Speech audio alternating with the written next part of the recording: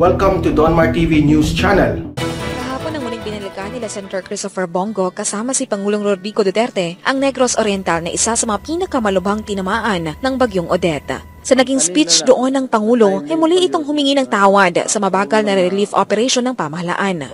Muli din itong ipinakita ang kanyang pagkayamot sa umiiral na batas pagdating sa pagkuha ng pondo pagkatapos ang pagdedeklara ng state of calamity. Hindi kasi agad makakapagpalabas ng pondo kung wala pang maisusuminting assessment o danyos sa nangyaring kalamidad. Sa ngayon ay nasa state of calamity ang Mimaropa, Western Visayas, Central Visayas, Eastern Visayas, Northern Mindanao at ang Caraga at ang lahat ng mga lugar na ito ay nangangailangan ngayon ng relief assistance.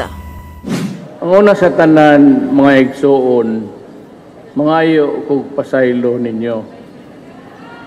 Kay perting langan sa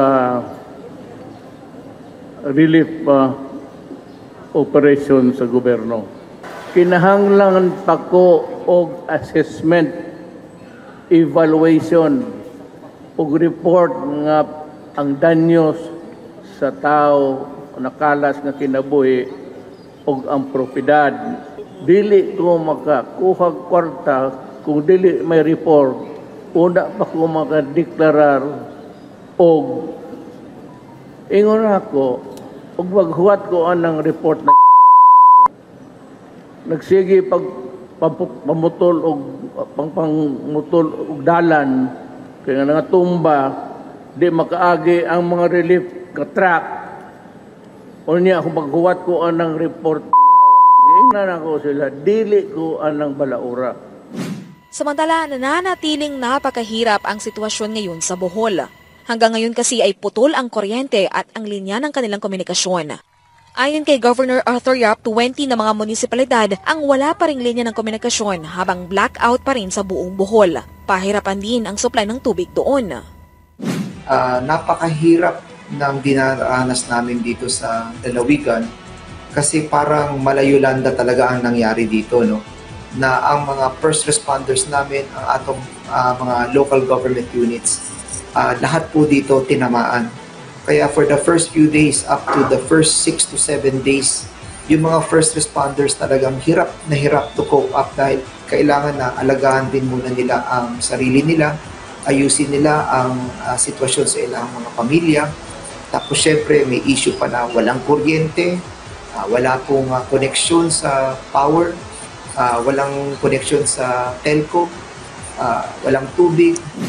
Sinabi rin ito na dahil sa hagupit ng bagyo ay nasa mahigit 100 ang namatay sa Bohol, mahigit 2,000 ang nasugatan at may 5 individual ang patuloy nilang hinahanap. Ayon kay Yap, wala silang magawa ngayon kundi ang umasa sa tulong ng pamahalaan kasi said na sa pondo ang lokal na pamahalaan. Bago pa niya dumating ang bagyo ay malaki nang nagagastos nito sa pandemya. Dahil ubos na yung mga disaster funds natin dahil 2 taon na rin tayo under COVID. Tapos tinamaan pa tayo ng Odette, no? And that is only 5% of our budget. So nagre-reallocate na kami ng pondo. Naghahanap na kami. But alam naman natin sa budget natin, may mga ceiling tayo sa pwede natin paggastosan o hindi. So kung gusto pa natin madagdagan yung funds to sustain sa repair, sa rehabilitation, kailangan talaga tayo tulungan ng national government. Sa ngayon, ayon kay Yap, ay nangako ng pamahalaan ang pagdating ng pondo para sa kanilang relief assistance at rehabilitation. Ilan dito anya ay ang 28 milyon na manggagaling sa Office of the President. Meron din anya silang matatanggap na 10 milyon mula sa assistance to indigents in crisis situation at 55 million pesos naman ang inaasahan nilang makukuha mula sa National Housing Authority para sa 11,000 na mga benepisyaryo. Namahagi na rin anya ang DSW doon ng mga food packs. Ayon kay Yap, nasa 56,000 na mga food packs ang na-distribute ng ahensya para sa mga nasalanta sa Bohol. Kumusta po kayo? Pag-usapan po natin itong statement ni Edwin Lasierda. Naalala pa ninyo po si Lamirda. Tawag ko dito, Lamirda. Yung spokesman ni Panot, biglang lumitaw po. In-interview ng ANC, Dilawang Media, ANC Digital. At ang sabi, mga kababayan, the force of gravity will eventually beat the frontrunner, referring to Bongbong Marcos. What? May puro force gravity ka pa diyang nalaman?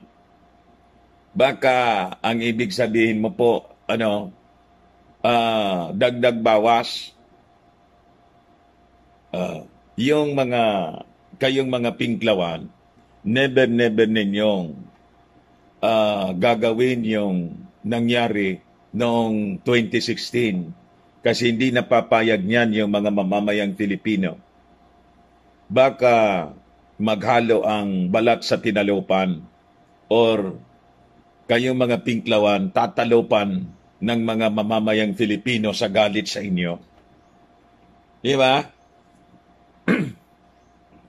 May mga force of gravity kapag nalalaman.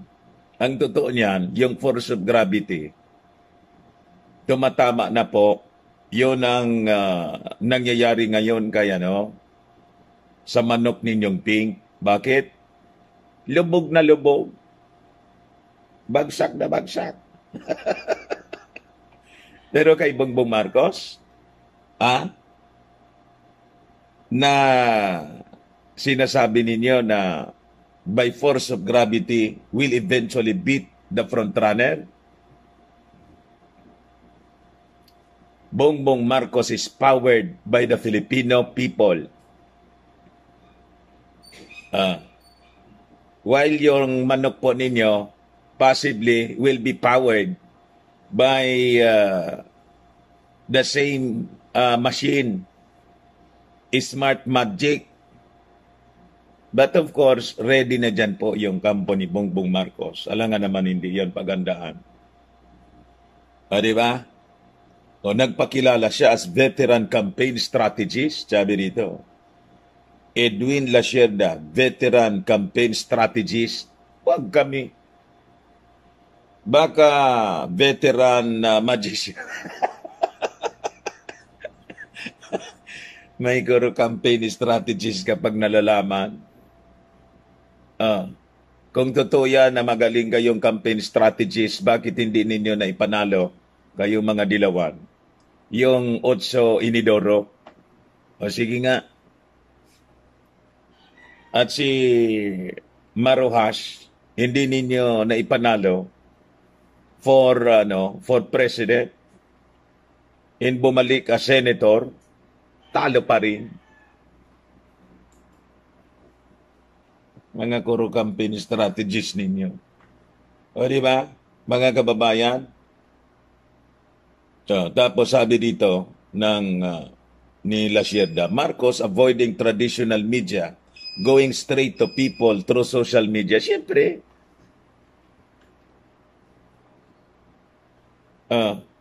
Di ba? Kaya hindi niya binibigyan ng masyadong atensyon yung sinasabi ng mainstream media. Pero napapansin natin mga kababayan, yung mainstream, binibigyan na ng mild age si Bongbong Marcos. But Bongbong Marcos, mga kababayan, ay focus siya doon sa social media. Pa-interview siya sa mga vloggers tulad ni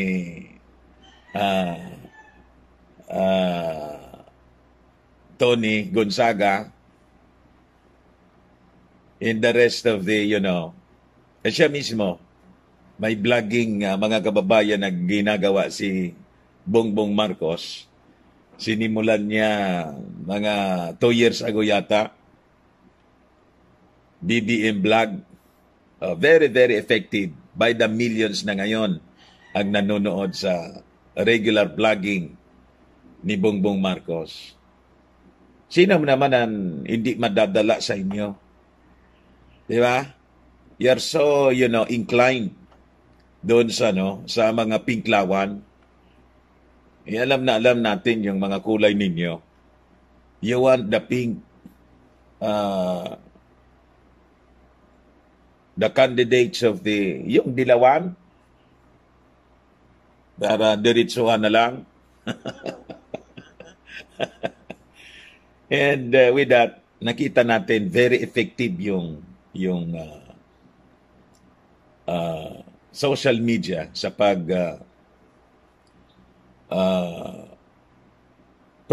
po-promote ng mga agenda ni Bongbong Marcos. But the mainstream media, mga kababayan, cannot, avoid covering Bongbong Marcos. They will just be hurting themselves. And that's the reason why, mga kababayan, they're starting to cover and reporting the activities of Bongbong Marcos. Pag hindi, sila rin yung mawawalan. Di ba?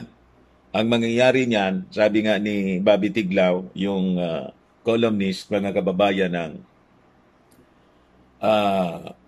Manila Times, pati yung mga full-blooded dilawang commentators and ang tawag dito, columnist sa dyaryo,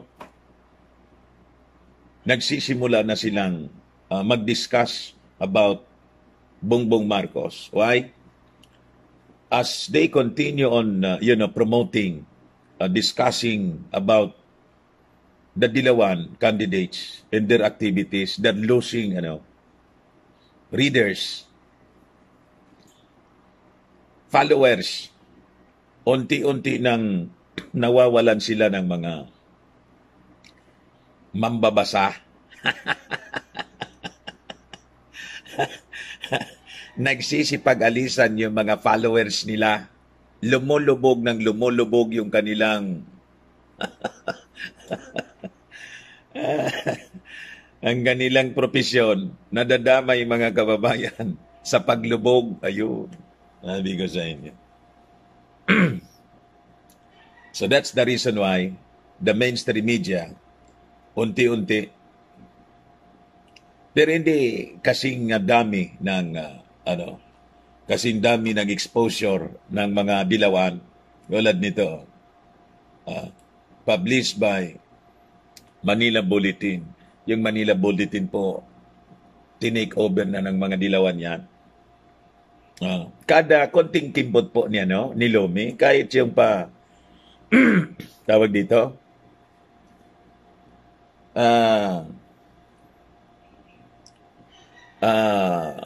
yung mga recycled na stories, basta lang makapag-print sila ng balita. Konting kimbot, key-cover lang po. Cover agad. Ito, tingnan niya. Sabi dito sa balita. Manila Bulletin.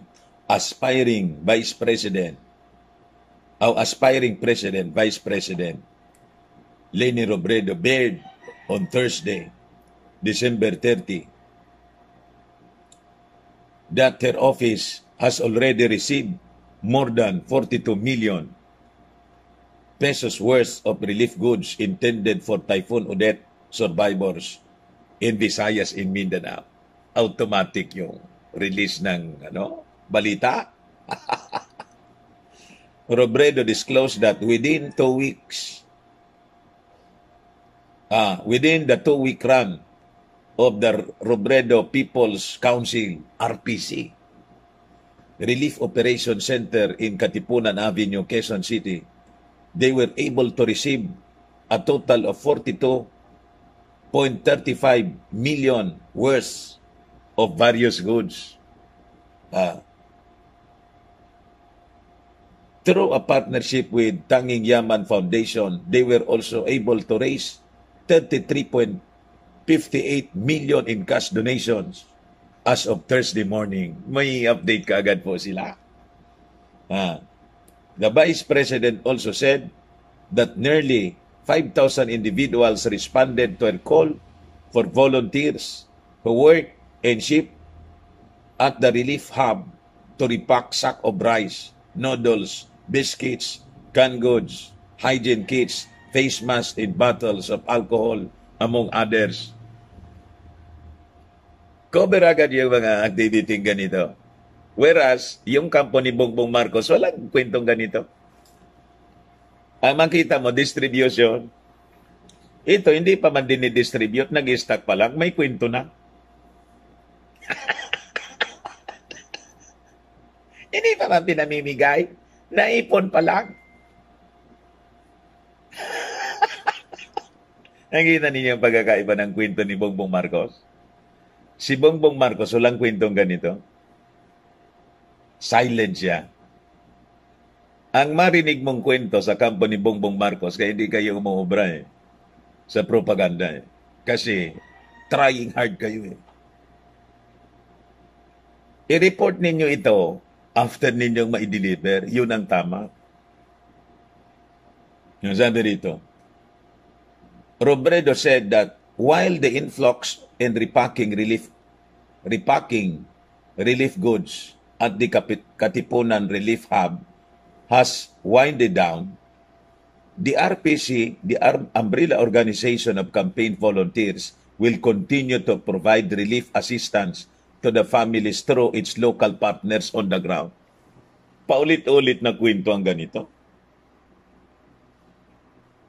Basta lang kayo, Basta lang kayo may maisula. The Vice President also reiterated, tingnan ninyo, her plan to put up Angat Buhay villages similar to the ones established in Marawi City. Naikwento na ninyo ito. Ang dapat nasusunod na kwento ninyo, Manila Bulletin, pag ginawa na niya, hindi pa man ginawa, plan pa lang. Buti kung hindi pa ninyo naikwento, naikwento na ninyo. We will start focusing on early recovery and rehabilitation, particularly in terms of providing shelter repair materials, sabi po ni Robredo. Rehash. Pero si Bongbong Marcos at Inday nandun sa Palawan, namigay ng kwarta. Check. Magkano yun? Millions. You see? In dalawang truckloads ng 10-wheeler truck ng bigas. Yun ang kwento.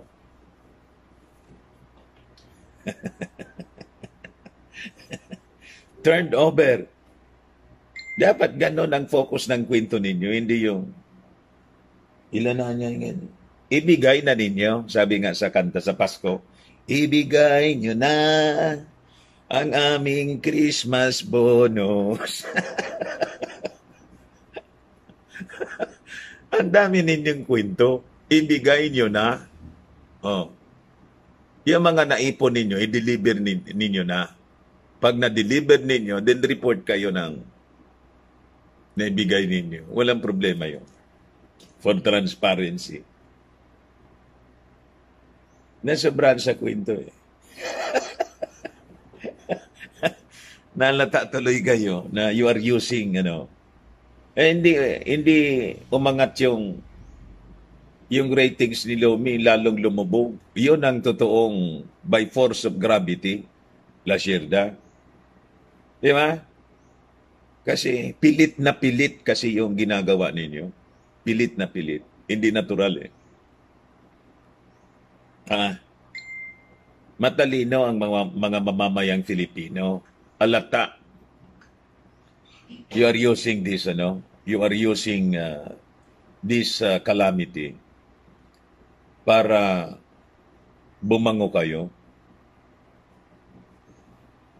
Lalong napasama. Di ba?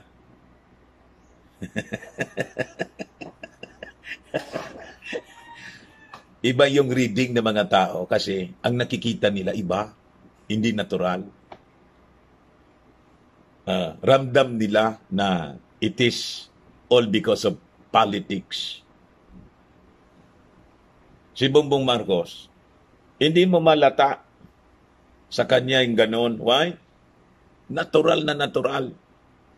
Walang nakikitang ganon na Bongbong Marcos is, politicking, using it as his tool para bumango. Unang-una, dati nang mabango, wala pang udet, dati nang mabango si Bongbong Marcos.